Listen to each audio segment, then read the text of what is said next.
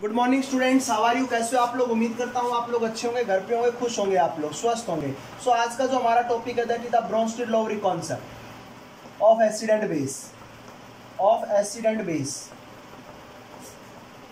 Of acid and base. Okay बेटा, तो क्या है जरा देख लीजिए। According to Bronsted and Lowry acids कौन होते हैं बेटा? जिनके पास टेंडेंसी होती है प्रोटॉन को डोनेट करने की, वो हमारे एसिड्स कहलाते हैं। जबकि बेस जो होते हैं वो हमारे कौन होते हैं? जिनके पास टेंडेंसी होती है प्रोटॉन को एक्सेप्ट करने की, वो हमारे बेस कहलाते हैं। फॉर एग्जाम्पल एक रिएक्शन है HCl प्लस H2O। तो यहाँ पर अगर मैं देखूं तो रिएक्शन कुछ इस प्रकार से हो रही है, H3O positive plus Cl negative. तो H2O के पास H पॉजिटिव को एक्सेप्ट, प्रोटॉन को एक्सेप्ट करने की टेंडेंसी थी। तो इसका मतलब ये हमारे पास इसको डोनेट करने की टेंडेंसी थी। तो ये हमारी तरह यहाँ पर बिहेव करेगा एसिड की तरह और बेस की तरह। बोलो, इसने एक्सेप्ट किया, एक्सेप्ट करने की टेंडेंसी थी तो बेस, लॉस करने की टेंडेंसी थी तो एसिड। दूसरा एक रिएक्शन और है, NH3 plus H2O gives NH4 positive plus OH negative. अब इस रिएक्शन को आप लोग देखिए, NH3 के पास टेंडेंसी है प्रोटॉन को एक्सेप्ट करने की, तो इसका मतलब एक्सेप्ट करने की टेंडेंसी, तो ये हमारे पास क्या कहलाएगा? बेस। और H2 के पास हमारे पास क्या टेंडेंसी है? एसिड की टेंडेंसी है, मींस प्रोटॉन को डोनेट करने की टेंडेंसी है। तो हम कह सकते हैं कि ये हमारा बेस कहलाएगा और ये हमारा एसिड कहलाएगा। अब एक दूसरी इंपॉर्टेंट खास बात यहाँ पर क्या आती है कि H2 आप लोगों ने दो रिएक्शंस के अंदर देखा, और दोनों रिएक्शंस के अंदर में क्या देखा कि एक बार H2O बिहेव कर रहा था एसिड की तरह और दूसरी बार H2O बिहेव कर रहा था बेटा बेस की तरह।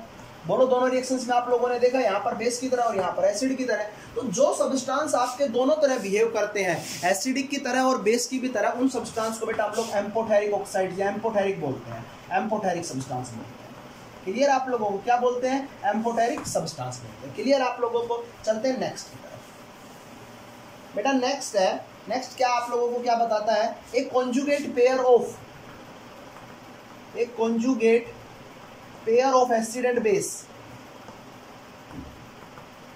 acid and base are differ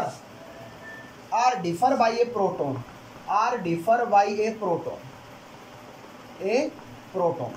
मतलब क्या हुआ कि आप लोगों के पास एक conjugate acid है, अगर वो अपने H पॉजिटिव को लॉस करता है तो क्या बनाएगा? conjugate base। बोलो, यही बनाएगा। तो ये एक रिलेशन है। फॉर एग्जाम्पल जैसे मैं H2O की बात करता हूं, तो अगर H2O अपना एक H पॉजिटिव लॉस करेगा तो क्या बनेगा? OH नेगेटिव, यही बनेगा बेटा। तो ये हमारा क्या कहलाएगा? कॉन्जुगेट बेस, है ना।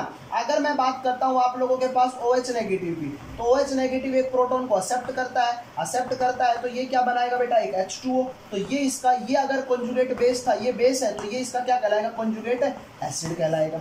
तो बेटा देखो, ध्यान से समझने वाली बात क्या है इसके अंदर, ध्यान से समझ लीजिए। ब्रोंस्टेड एसिड तो कौन होते हैं? जिनके पास टेंडेंसी होती है लॉस ऑफ प्रोटॉन की। और कॉन्जुगेट एसिड्स कौन होते हैं? जिनके पास टेंडेंसी होती है H पॉजिटिव को एक्सेप्ट। बेटा इस बात का ध्यान रखना है आप लोगों को। सिमिलरली वाइस वर्सा, आपके पास ब्रोंस्टेड बेस कौन से होंगे? ब्रोंस्टेड बेस कौन से होंगे? जिनके पास गेन करने की टेंडेंसी होती है। और यहाँ पर कॉन्जुगेट बेस कौन से होंगे? जिनके पास H पॉजिटिव को एक्सेप्ट करने की, सॉरी उल्टा तो यहाँ, लॉस करने की टेंडेंसी। और समझ में आ गया? जैसे मैं समझाता हूँ, HF है, इसमें मेरे को इसका कॉन्जुगेट बेस बताओ, तो कॉन्जुगेट बेस क्या हो जाएगा? Fluorine negative. मेरे पास NH3 है, इसका कॉन्जुगेट एसिड बताओ, तो क्या हो जाएगा? NH4 positive. मैं आप लोगों से कहूँ कि मेरे पास H2O, इसका कॉन्जुगेट एसिड बताओ, तो क्या हो जाएगा? H3O positive. मैं आप लोगों से कहूँ मेरे पास H2, इसका कॉन्जुगेट बेस बताओ, OH नेगेटिव। मैं आप लोगों से कहूँ मेरे पास HSO4 नेगेटिव, इसका कॉन्जुगेट एसिड बताओ, H2SO4। मैं आप लोगों से कहूँ HSO4 नेगेटिव, इसका कॉन्जुगेट बेस बताओ, तो SO4 नेगेटिव। समझ में आई आप लोगों को बात? तो इस प्रकार से आप लोगों को छोटी छोटी बातें ध्यान रखनी है। क्लियर है? और चलते हैं आगे की तरफ। बेटा एडवांटेज इसकी, कुछ ब्रोंस्टेड-लोवरी के कुछ एडवांटेजेस थे। क्या थे एडवांटेजेस?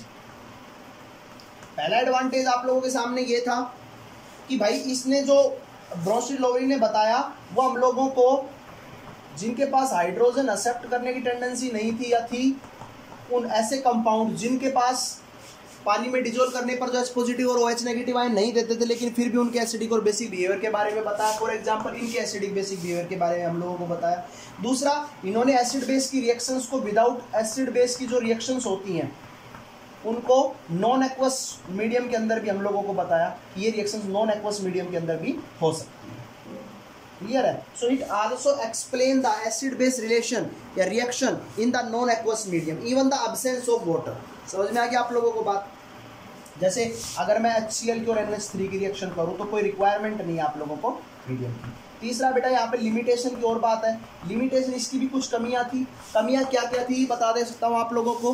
कमियां ये थी कि पहली कमी तो ये थी कि ये बेटा ऑक्साइड्स के बारे में नहीं बता पाया कि कौन से ऑक्साइड्स एसिड नेचर के होंगे, कौन से ऑक्साइड बेसिक नेचर के होंगे। और लास्ट अगर मैं आप लोगों से इसकी एक लिमिटेशन और है जिसकी मैं बात करूँ, कुछ मॉलिक्यूल ऐसे थे जैसे BF3 हो गया, AlCl3 हो गया, और इनके पास ना ही हाइड्रोजन है, ना ही एक्सेप्ट करने की टेंडेंसी है, ना ही डोनेट करने की टेंडेंसी है, लेकिन फिर भी ये बिहेव करते हैं एसिड की तरह। ऐसा क्यों होता है ये बात ये एक्सप्लेन नहीं कर पाया था। तो ये कुछ कमियां थी। इन कमियों को दूर करने के लिए अगला जो हमारा नेक्स्ट टॉपिक होगा that is the Lewis concept of acid and base, उसको हम लोग डिस्कस करेंगे। तो तब तक के लिए आप वीडियो को देखिए, लाइक और सब्सक्राइब कीजिए। Thank you, have a nice day.